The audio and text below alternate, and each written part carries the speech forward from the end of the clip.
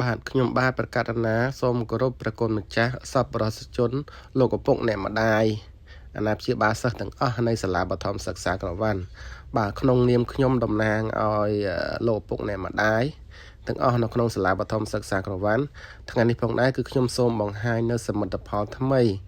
ដែលសប្បុរសជនលេចយើងលោកបានឧបត្ថម្ភនៅបន្ទប់ទឹកមួយខ្នងមាន10បន្ទប់បាទដែលយើងមានការបែងចែកជាបន្ទប់កុមារាហើយនិងបន្ទប់កុមារីហើយវីដេអូដែលខ្ញុំធ្វើនេះផងដែរគឺយើងអត់ទាន់បានរួចរាល់ 100% ទេគឺយើងទៅតែបាន 90% តែប៉ុណ្ណោះក៏ប៉ុន្តែខ្ញុំសូមបង្ហាញត្រួស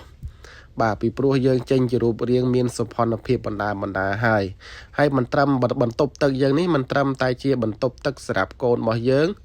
លោកបន្តបងនោះទេក៏ប៉ុន្តែបន្ទប់ទឹកនេះផងដែរគឺមើលទៅមានភាពស្រស់ស្អាតហើយនៅក្នុងទីនេះផងដែរគឺយើងបានបំពាក់បាទប្រព័ន្ធទឹកព្រមទាំងកូនរបស់យើងអាចងូតទឹកបាទនេះគឺជាក្បាលដាក់ផ្កាឈូកក៏ប៉ុន្តែយើងអត់ទាន់បានបំពាក់ទេដោយសារជាងអត់ទាន់បានរួចរាល់យើងបំពាក់ផ្កាឈូកទៅកូនរបស់យើងអាចងូតបានហើយមូលហេតុនេះបានជាយើងកូនរបស់យើងត្រូវងូតទឹកនៅសាលារៀនពីព្រោះនៅសាលាបឋមសិក្សាក្រវ៉ាន់របស់យើងនេះគឺកូនរបស់យើងសិក្សាពេញមួយថ្ងៃ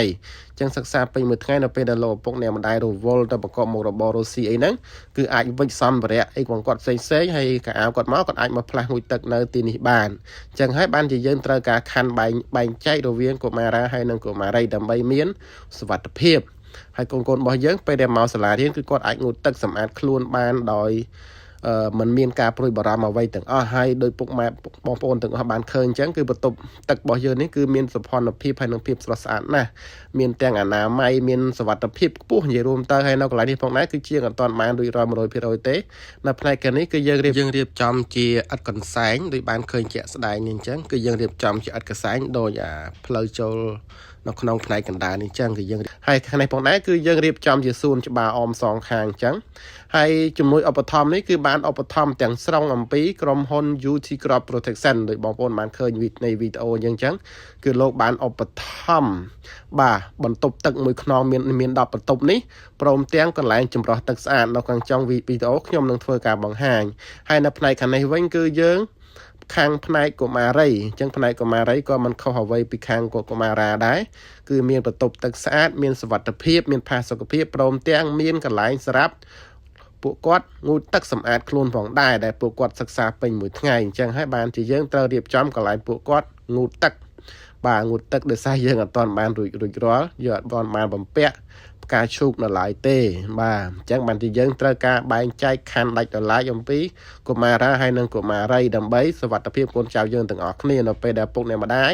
យកកូនមកដាក់នៅសាលាគឺពួកគាត់មានទំនុកចិត្តខ្ពស់បាទហើយបញ្ជាក់ផងដែរសាលារបស់យើងមិនមែនជាសាលាឯកជនទេសាលារបស់យើងគឺជាសាលារដ្ឋក៏ប៉ុន្តែដោយសារសាលារបស់យើងមានការដឹកនាំអំពីថ្នាក់ដឹកនាំក៏ដូចជាលោកនាយកផ្ទាល់គឺលោកគិតគូរអំពីសុវត្ថិភាពហើយនិងផាសុកភាពសម្រាប់កូនយើងទាំងអស់គ្នាបាទអញ្ចឹងហើយបានជាយើងខិតខំប្រឹងប្រែងរាល់សមិទ្ធផលទាំងអស់គឺសម្រាប់កូននៅក្នុងសហគមន៍របស់យើងបាទនេះដោយសារយើងអត់ទាន់រួចរាល់ 100% ចឹងហើយយើងមើលទៅរៀងសកេសកៈបន្តិចតែនៅពេលដែលជាងបញ្ចប់គម្រោងផែនការរបស់គាត់រៀបការឡាឃ្លៀអីចឹងទៅគឺយើងនឹងទទួលបាននូវភាពស្រស់ស្អាតនៅត្រង់កន្លែងនេះបាទលើសពីនេះផងដែរគឺយើងនឹងរៀបចំបាទធ្វើយ៉ាងណាឲ្យបន្ទប់ទឹករបស់យើងនេះគឺមានសុផនភាពបាទហើយយើងនឹងដាក់ផ្លាកសប្បុរសជនដែលលោកបានឧបត្ថម្ភធំនៅនឹងមុខបន្ទប់ទឹកដើម្បីឲ្យសហគមន៍ក៏ដូចជាសប្បុរសជនក៏ដូចជាបងប្អូនយើងដែលមកទស្សនកិច្ចនៅសាលារបស់យើងគឺលោកបានឃើញហើយនេះគឺជាកន្លែងទឹកស្អាតបាទទឹកស្អាតនេះយើងនៅពេលដែលយើងធ្វើរួចរាល់គឺយើងនឹងបំពាក់ម៉ាស៊ីនទឹកស្អាតឲ្យកូនរបស់យើងអាចមានទឹកញ៉ាំដោយ